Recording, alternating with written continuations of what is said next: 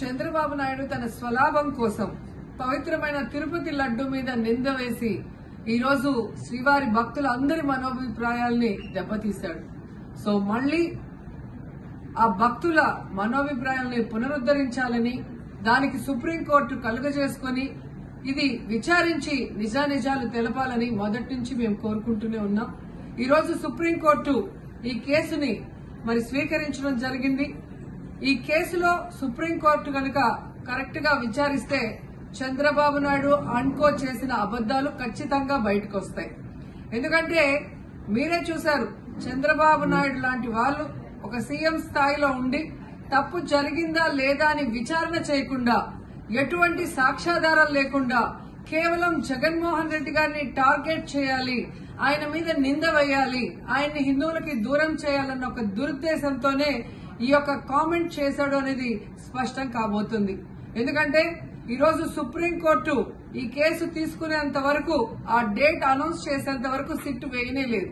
అంటే ఉన్నత స్థాయి విచారణ ఎక్కొట్టాలి, ఉన్నత స్థాయి విచారణ జరిగితే తాను చెప్పిన అబద్దం బయటపడుతుందన్న భయంతో సిట్ ని హడావిడిగా ఏర్పాటు చేయడం మనం అందరం కూడా గమనించాలి.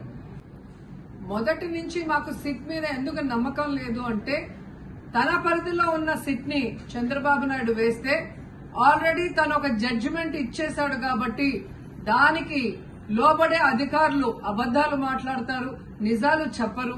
ఎందుకంటే ఈరోజు సిట్ లో వేసిన అధికారి అడిషనల్ డీజీ, ఆయన కన్నా పెద్ద ర్యాంక్ లో ఉన్న టీటీడీ ఈఓ, ఐఏఎస్ ఆఫీసరు మొదట మాట్లాడిన స్టేట్మెంట్ కి చంద్రబాబు నాయుడు గారు అబద్దం చెప్పిన స్టేట్మెంట్ తర్వాత మాట్లాడిన దానికి తేడా చూస్తేనే ఈ సిట్ అనేది సిట్ అండ్ స్టాండ్ కి తప్ప దేనికి పనికిరాదనేది అర్థమైంది.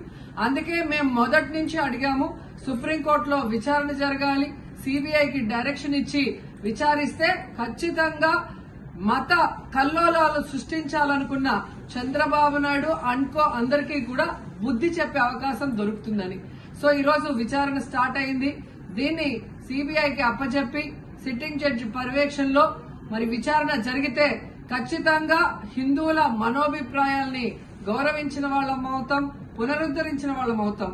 లేకపోతే చంద్రబాబు నాయుడు వేసిన ఈ నింద పవిత్రమైన లడ్డూని తినాలా వద్దా, దీంట్లో కలిసిందా లేదా అన్న అనుమానంతోనే భక్తులందరూ కూడా ఈరోజు లడ్డూ తినకుండా వెళ్లిపోతుంటే ఒక తిరుపతి అమ్మాయిగా చాలా బాధేస్తుంది. ఈ రోజే అలగర్ కోయిల్ మదురై దగ్గర దక్షిణ తిరుమల చాలా పవిత్రమైన టెంపుల్. ఇక్కడ భగవంతుడిని కోరుకున్నాను, ఖచ్చితంగా సుప్రీంకోర్టు ఇన్వాల్వ్ అయి ఈ కేసుని విచారించాలి. తప్పు చేసిన వాళ్ళని, అలాగే అంటే తప్పుడు స్టేట్మెంట్ ఇచ్చిన వాళ్ళందరూ ఎంత పెద్ద పొజిషన్ లో ఉన్నా కూడా వాళ్ళని శిక్షించాలి అని భగవంతుడిని కోరుకున్నాను, సుప్రీంకోర్టుని కోరుకుంటున్నాను.